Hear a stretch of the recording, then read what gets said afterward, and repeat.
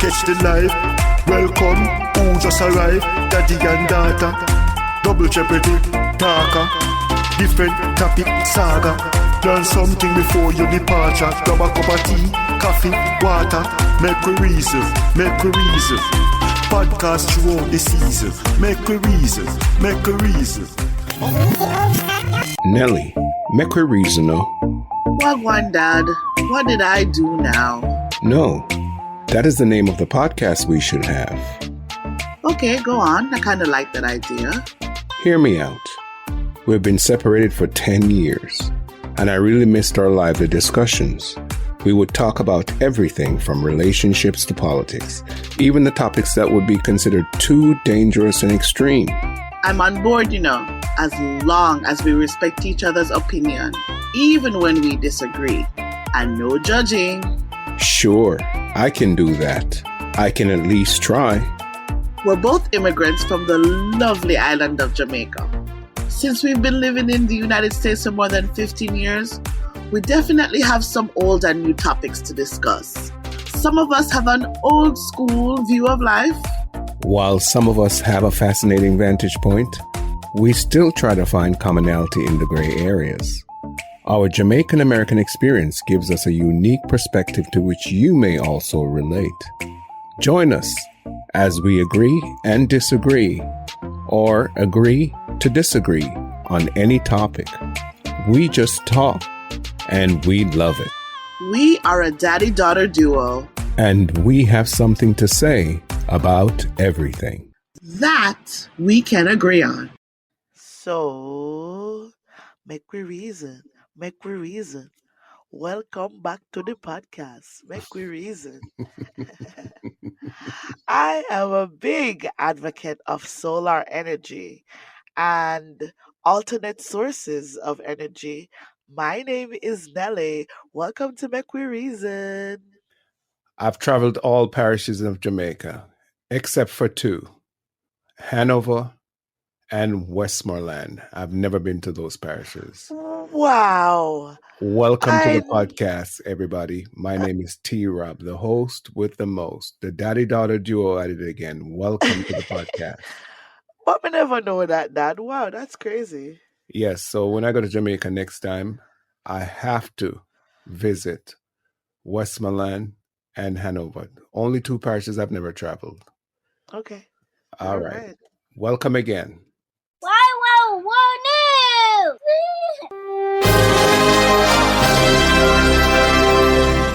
In this segment of Wild Wild World News, we will talk about the Pathways International Kingdom Restoration Ministries, headed by none other than His Excellency, air quotes, Dr. Kevin Smith.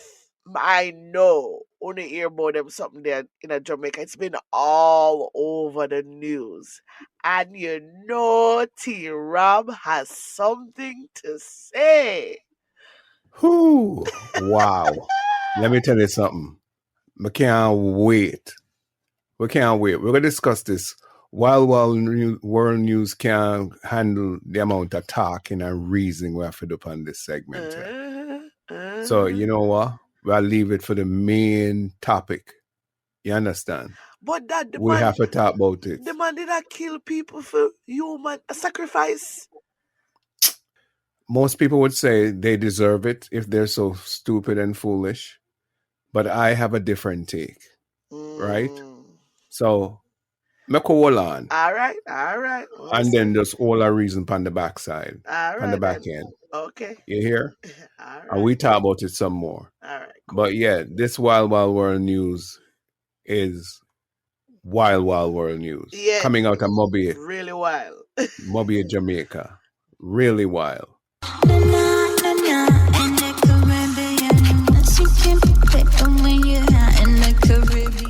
This week in Caribbean Things, we talk about Barbados.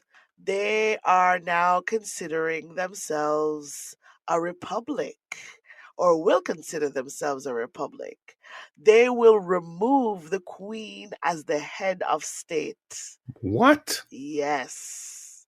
this newly prime minister that they have called, her name is Maya Motley. She is the one who is leading the regime on this. And Wow. and the Governor General is also on board. Her name is Sandra Mason. And this year actually marks Barbados' 55-year anniversary. And so I think it's just a good move on them. It shows that they're ready to, just move on from their colonial past. So you mean so them a cut them neighbor string and them younger than we? Uh, Cause we're yeah, older, We're yeah, we 50, are. we're 59. And Yes. them are 55, and them are cut them neighbor string from the British Empire before I we. wonder what they're doing different from us that Ah would boy. allow them to make that move. Maybe their political system is a little bit different, and Uh, they are financially and economically sound. mm, Yeah, we're still true. beggars on the block, so we have to be Oh, careful as the friends that we keep. yeah, true, So true. that might have a lot of bearing on it. So, Wow. but will we ever get there? Yeah, I hope we do one day, you know. No, But we have to explore the difference between a republic and a democracy, but we'll do that some other time. uh-oh, political science class. Hmm. All right. Well, that's the Caribbean things for this week. Barbados in the news again for doing big things. Barbados turned big man. Yes. Due to the excitement of current and somewhat wicked events, we decided to switch our main topic from Rumhead Bizniz to cold pasta. Hey, hey! We sorry, Osh, but we have to talk about this.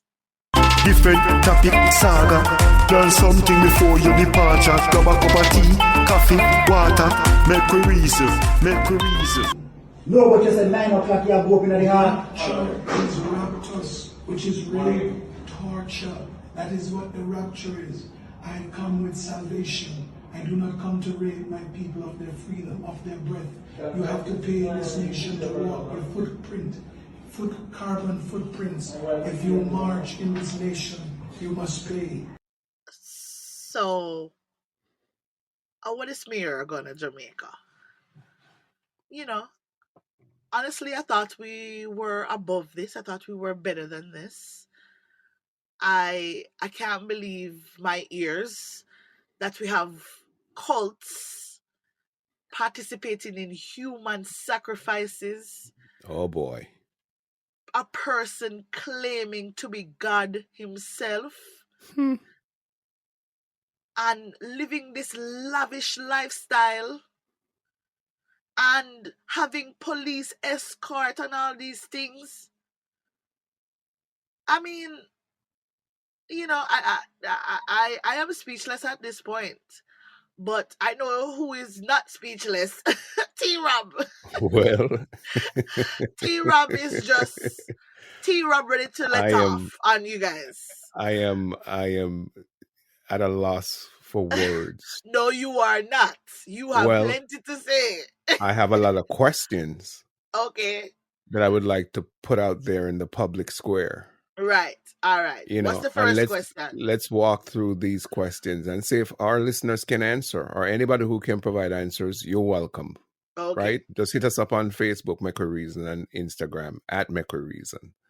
Listen, the first question I have is, who is this guy? Where did he come from? Just appear out of nowhere, huh? How did he get so prominent in Jamaica? Did he basically work some miracles? Did he heal the sick? Did he raise the dead?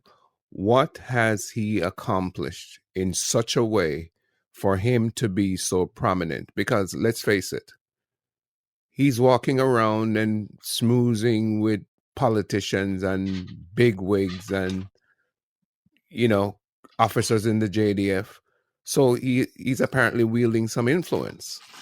So my first question to the Jamaican public, or anybody who can answer that question, is how and what did he accomplish to become so prominent in the Jamaican society, right? I'm not even looking at his time as a pastor yet, but how did he get there? What did he do? So that's the question I'd like to someone to answer for me. How did he get so prominent? You have any ideas, Nelly? Based on doing my kind of like research and stuff, I, it started off with him just being a regular pastor, preaching the word to his congregation. And I think there, somewhere along the way, there was a transition where he was now mixing the truth with With heresy. false information, right? And that's how you kind of like transition those people who are already at your beck and call because you are their pastor to somebody who, or to a person who they considered, who considers themselves actual God. Or I think, you know what I mean, somewhere along the way it didn't I don't think it came as a point where this person said, okay, I am God, worship me. There has to be a transition point where he was at one time telling the truth and the truth now got distorted, and then it's now a full-blown lie and this is what I am. So Or or he was basically preaching the word of God until he came up with his own agenda yes, to yes, profit or whatever his agenda is or was. It turned into having the people adore him so much that he became so self enamored that it was all yeah. about him Him at this get big point. head, him get big Yes, head. get big head, as we would have called it in Jamaica. Mm-hmm. But he was, a lot of people blame the church congregation for being so foolish. How could they be led like sheep to the slaughter? I don't think that's a fair place to put the blame. Because let me tell you something. In our Jamaican culture, if you walk around and you introduce yourself as doctor this, doctor that, that seems to be enough to put you on a pedestal in our culture, from what I've seen over the years. I don't Yeah, know if this man yeah, basically we're walked around with his PhD on advertising his him. inner yeah, there you go, yeah, because we're very much, at least to what I understand, we're very much a very status driven culture where Yes, status is where it's at, and everybody want to achieve a certain status, and there's nothing wrong with that. But when that is your first and forward thing that you approach people with, then there's a problem with that. That's all you yes, live for. That's all you live and breathe. Then there's a problem. right. And that is so true. We're frightened over some things, and education is one of those things. A nice car, a nice house is one, are some of those things. And apparently, he had all of those. He had a lavish house. You can see the house that he was living in, a beautiful house. My gosh, the house that look like St. Bill of Foreign. You understand me? Mr. So, Me look on the house, Mr. Bumba. The house that look nice. this leads me to another question. Did he acquire that wealth during being pastor of the church or before he became pastor of the church? That's another question I'd like to have answered, Mm. because I want to know if he basically used the church to become so rich. To be honest, in my lifetime, growing up in Jamaica, I've never seen a pastor with a house that looked like mine. So there you go. I've Okay, never I've never seen a pastor that had, I guess, to me, humble houses, as we would call it. Like, me and the pastor can relate because me and the pastor house look the same. right. I've never seen that. So Okay. So that says a lot. So there's a quite a bit of suspicion to begin with Mm-hmm. of the agenda of our pastoral leaders. Mm-hmm. Now, the next question I have What is this? is Question number what? I think it's question number 3. Okay, okay. The church members or congregants, did they see anything strange or anything contradicting the Bible, biblical truths and biblical values at any point in time during their time with this pastor? Enough so that they could basically talk amongst themselves, have meeting amongst themselves saying, the pastor did this today and we're never really comfortable with that. I wonder if this man did everything so right in such a way that he did not invoke church members or congregants to be sort of curious about why he's doing certain things. That's Right. my next question. I mean, you know, there are two things at stake here, I feel, because and I'm talking about my own self. When I used to go to church, I used to read the Bible, but it was only the spots that the preacher that was talking about. I never really read the Bible in its entirety until I was much older. It was only Mm-hmm. where the pastor pointed out I would read, or the chapter where the pastor pointed out I would read. And honestly, based on what even my friend I was talking to, that's how she operates also. She has never read the Bible in its entirety. I was telling her things that was happening in the Bible, and she didn't know certain things that was happening in the Bible. I'm like, yes, this happened. Did I didn't hear about that. I'm like, yeah, because you didn't read the Bible in its entirety. So Mm-hmm.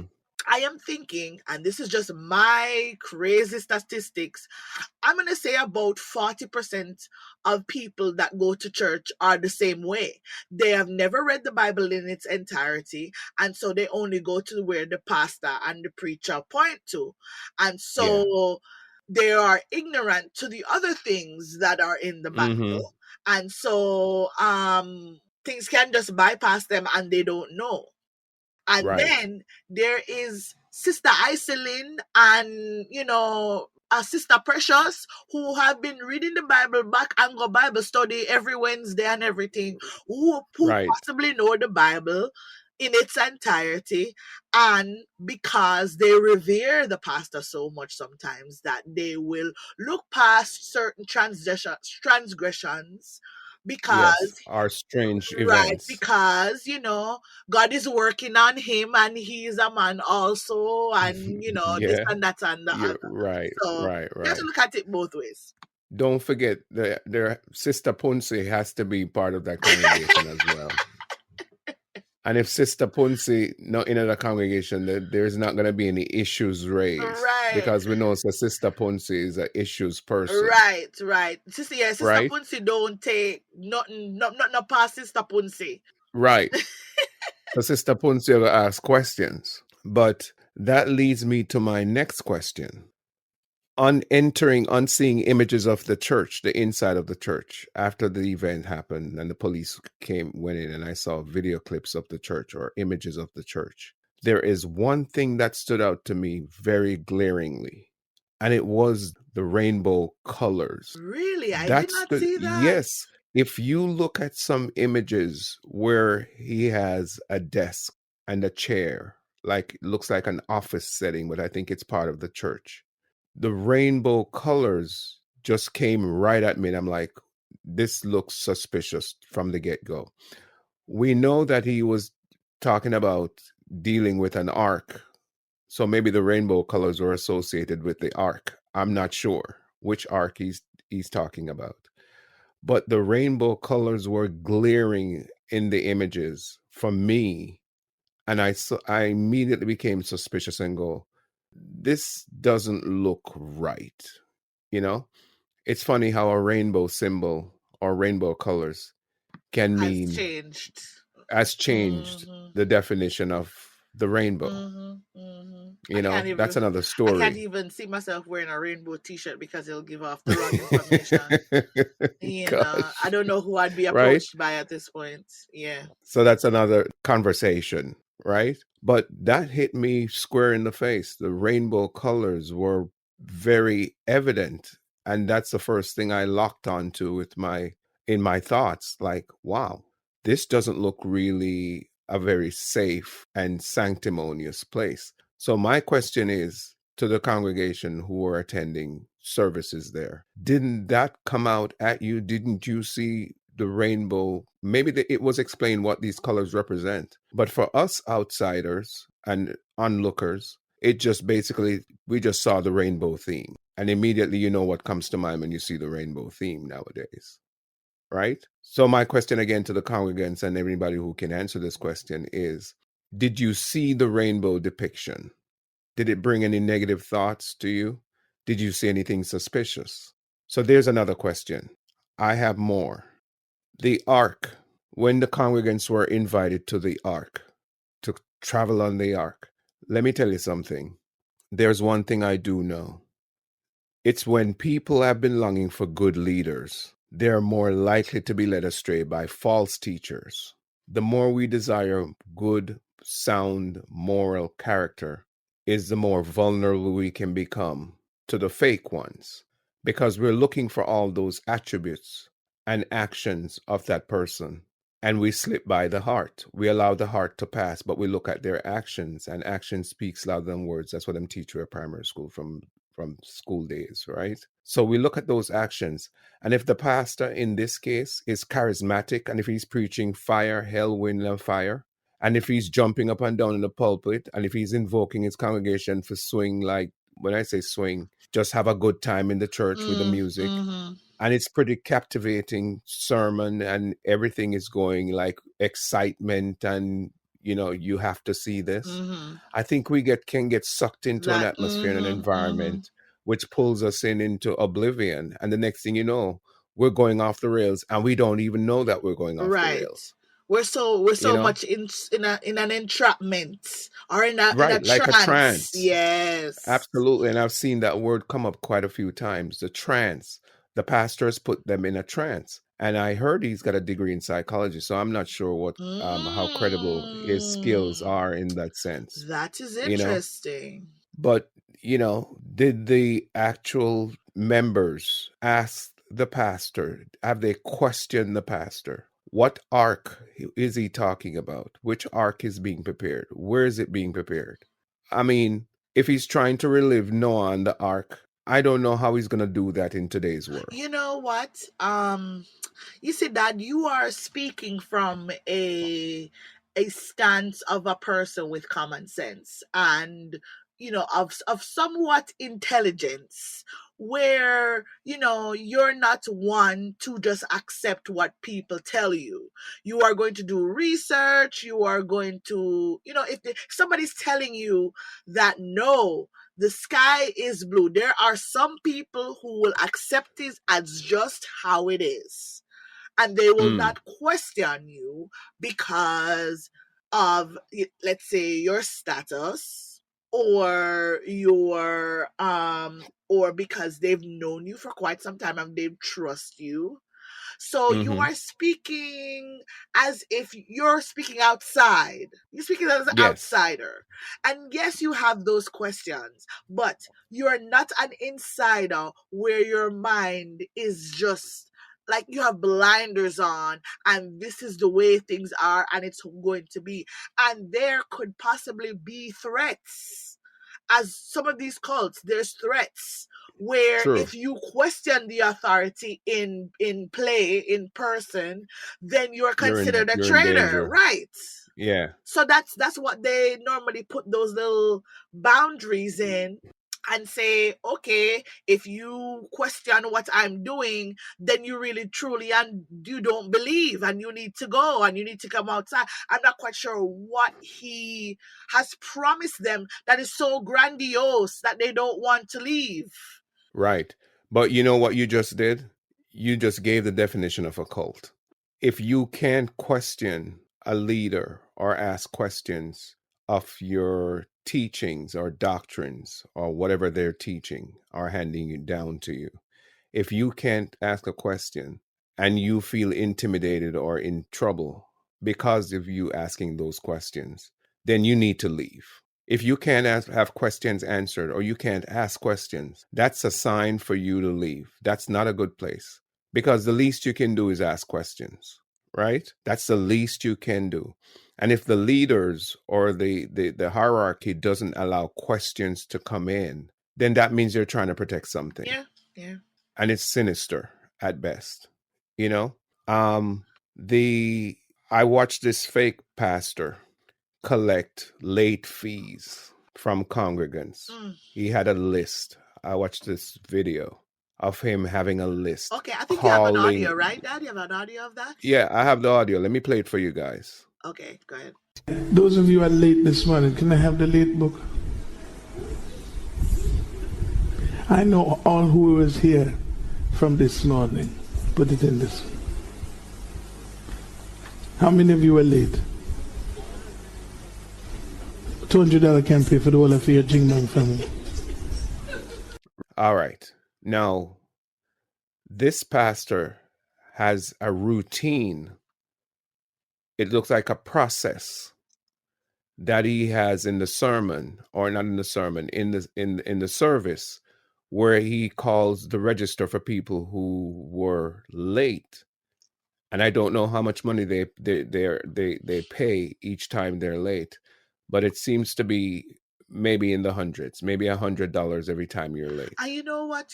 Bun me. You know what bun me? These people are not, and I may be wrong. I don't think these people are very much rich by any means.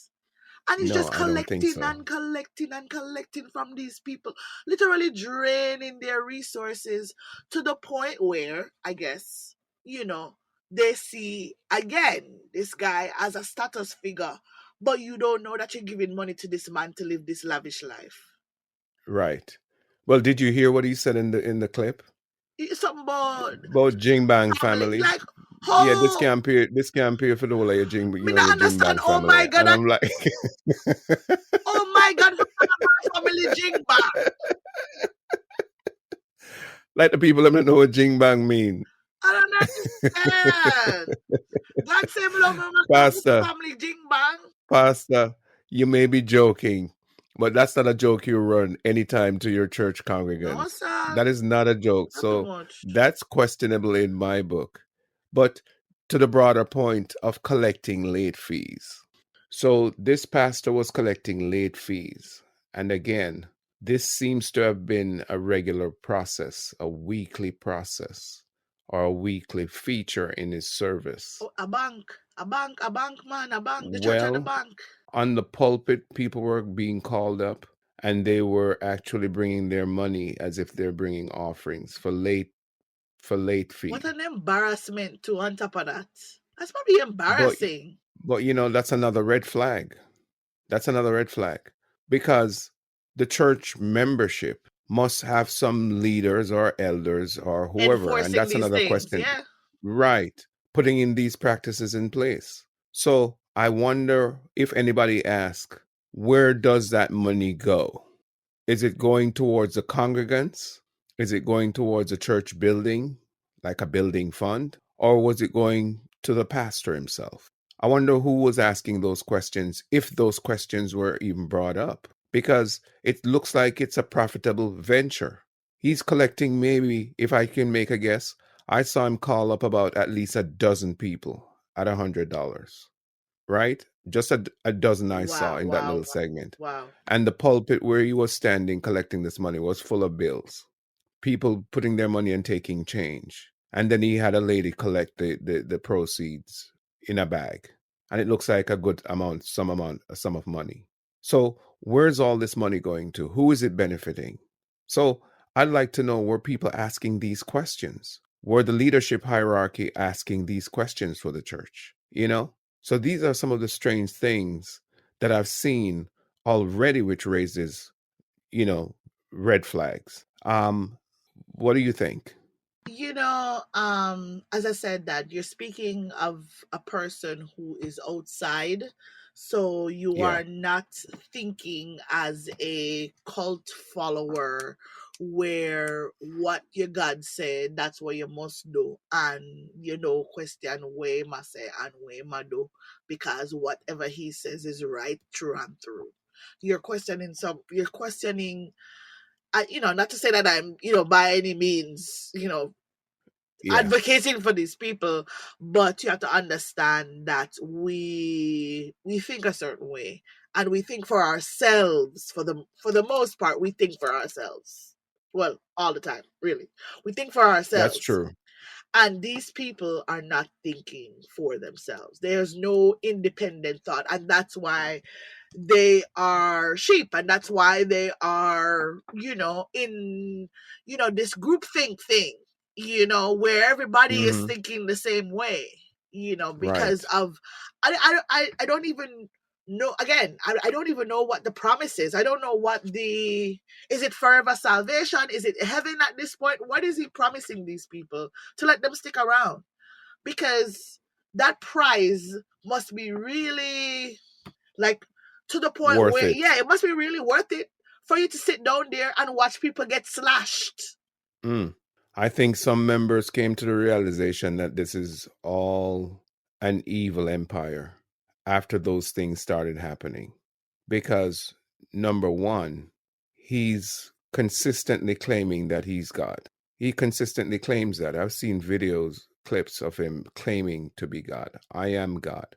And he was given godlike status by his church congregants. I saw what do you call it? A procession with him in a stretch limousine celebrating his birthday. And he was escorted down the street by two motorcycle policemen. So this must be a person who has so much influence on his local community and a much wider radius as to pretty much the whole Jamaican population, because he was considered a top-notch, credible, prominent leader. And he was given that status by our people. So it leads me back to my number one question. How did he get to this point? What did he accomplish? What did he do? Did he walk on water? Did he feed the 5,000? We want to know. Did he basically, heal the sick?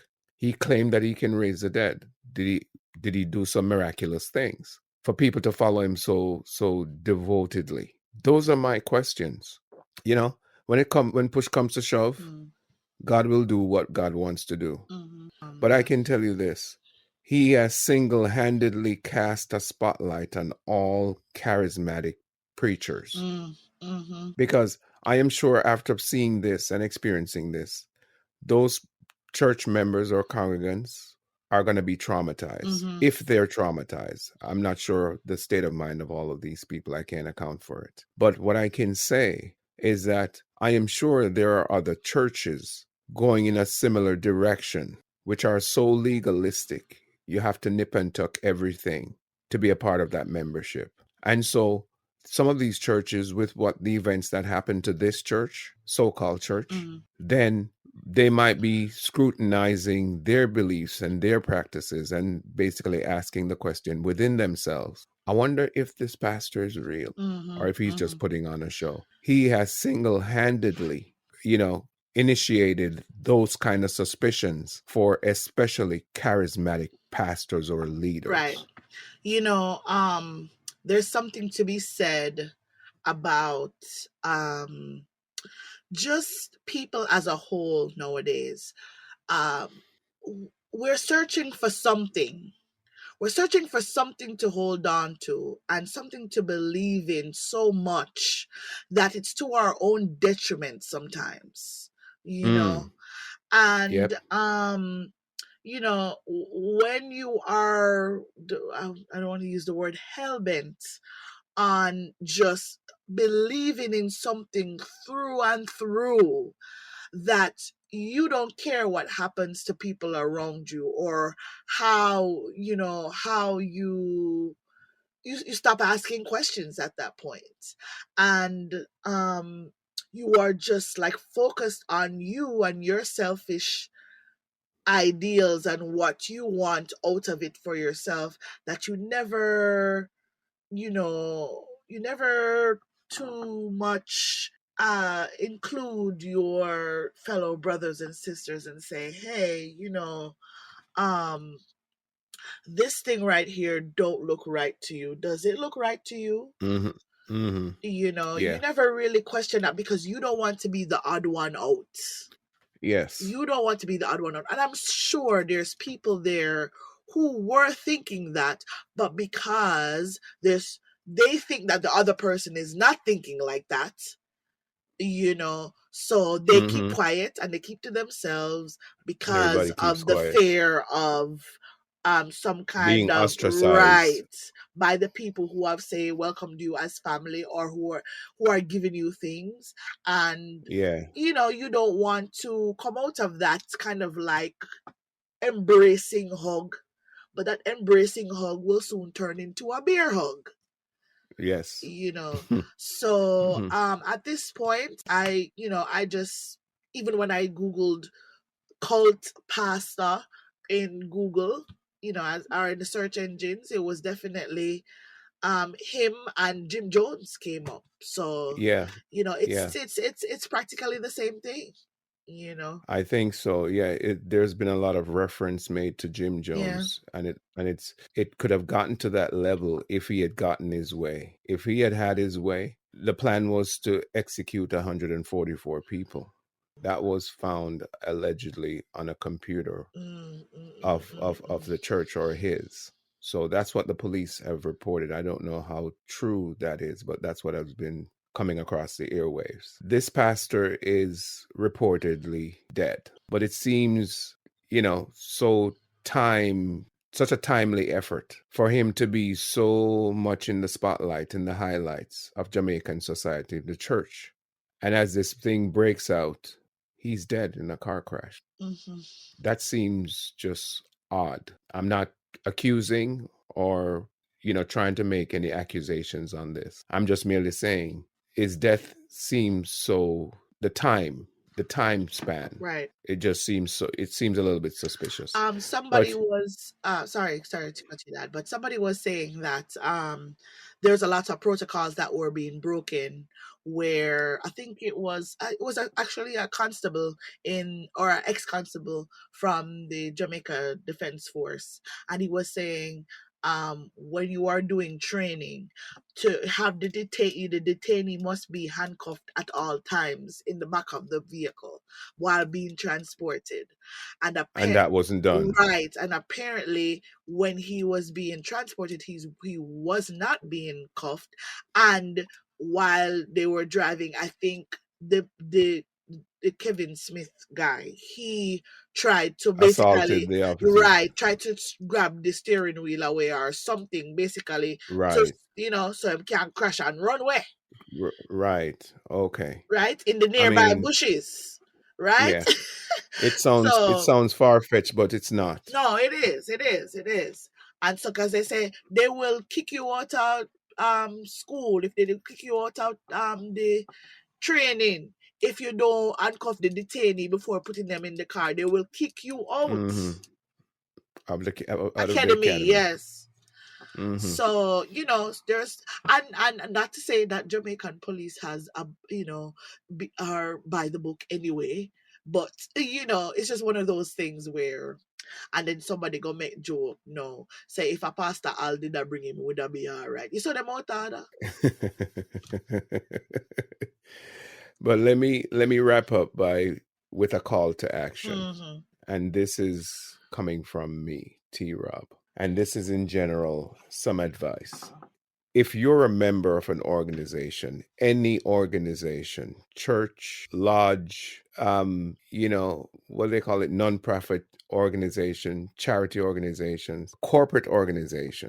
If you can't ask questions, if you see things that are contradicting your expectations or your knowledge or your common sense, if you can't ask questions challenging these things that you're seeing, then let me tell you something. Spell the word run. RUN. Just run. Any organization or entity or any group of people that you're amongst and you can't question certain things, our core belief system, run as fast as you can away from that place or that body of people. All right? That is my call to action. This should be a learning point for us. Kevin Smith, thank you for the lesson. Dr. Kevin Smith, thank you for the lesson, sir. Any closing remarks, Nelly? Dang. Let's see. What can I say? Just have independent thought, people. Just think for yourself for the most part. You might think that you are, an outsider, or people might think of you in a certain way, but always say what's on your mind, because I know if I don't say what's on my mind, or if I'm gonna burst. Like, I feel I'm gonna burst. Like, I have to say what's on my mind. Like, it keeps itching me. It keeps bugging me. So yes, You're uncomfortable. yes.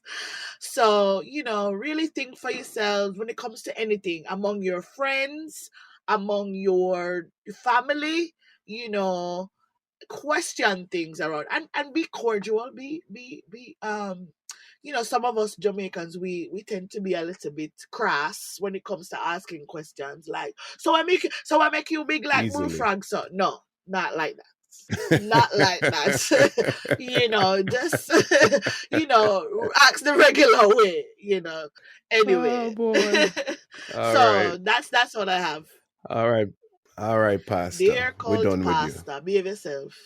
And, rest in peace, because honestly, I think that happened because God want to talk to you. Him send for you. Okay. Yes, this is a time where we big up our listeners and Big get up, big up. some feedback from some of the questions that we ask on our Make a Reason podcast. And on this last episode, we asked one question. What are some of the Jamaican foods that you really dislike? And we asked our audience this question. And we got a few responses we'd like to share. And so Ruth Phillips, our dearest cuz, she says, no tripe and bean, and also anything that has red peas in it. So she no deal with red peas at all. What? Red peas, nice, man. Tripe, I must agree with. But red peas, no stew peas, no rice and peas. Or you can't survive without rice and peas. Mike, must use gungo peas. Must be gungo peas. And no Or red peas. black bean. No red peas soup, right? That's actually my favorite soup. Yeah, that's my favorite soup. Oh my gosh. We have some strange people out of Jamaica. Just remember that. Marcia Robinson. Auntie my dear. Marcia. Yes. She has a disdain for pumpkin, chocho, turnip. Absolutely a no-no. Pumpkin, okay. Snap your seeds, Auntie Marcia. I can agree with most of these because I'm going to eat chocho. Well, I can eat it, but I don't like it. Turnip. You know like it, when them put it in a soup?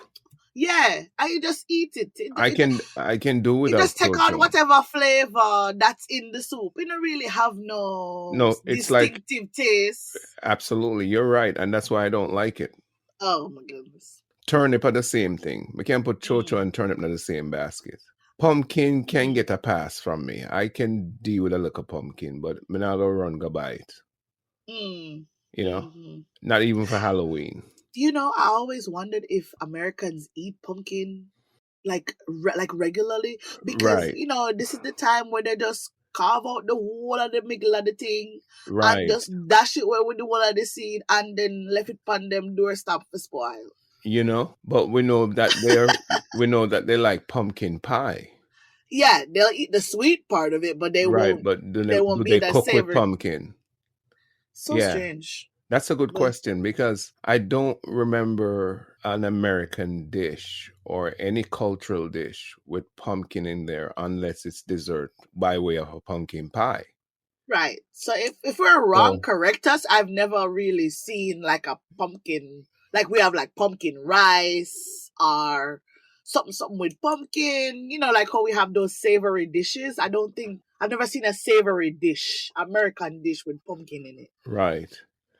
All right, who's Sybil, next? Sybil, Okay. Sybil, our dear cuz, again says she was responding to a top 5 question, top 5 Okay. Jamaican food that she liked. So she wasn't really answering this question about the Jamaican food. She But just that we miss out somebody, man. There's a Errol Hines Oh, on Errol there. Hines. Yes, that's my godfather. Oh, hi, Godfather. Yeah. But you don't eat pig steel, so you lose a whole heap of points from me.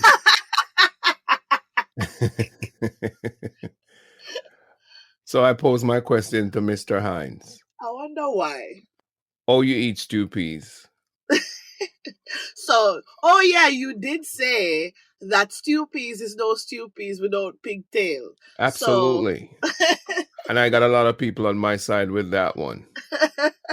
That's for that's sure. just his version of pigtail. And I know some people eat stew peas with oxtail in it as a alternative. Yeah, I've done that.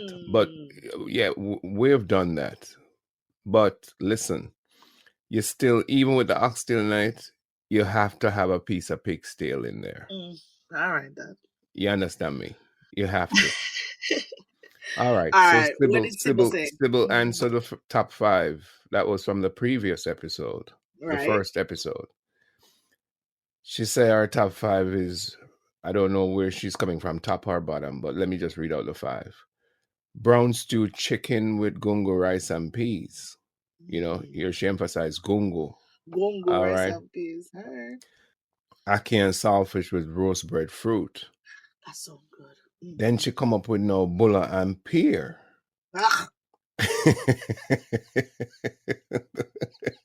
If you just said cheese, then yeah, me and her would have. But bulla and pear. And then she has, this must be number 1, oxtail with white rice. She emphasized white rice. Oxtail and butterbean with white rice.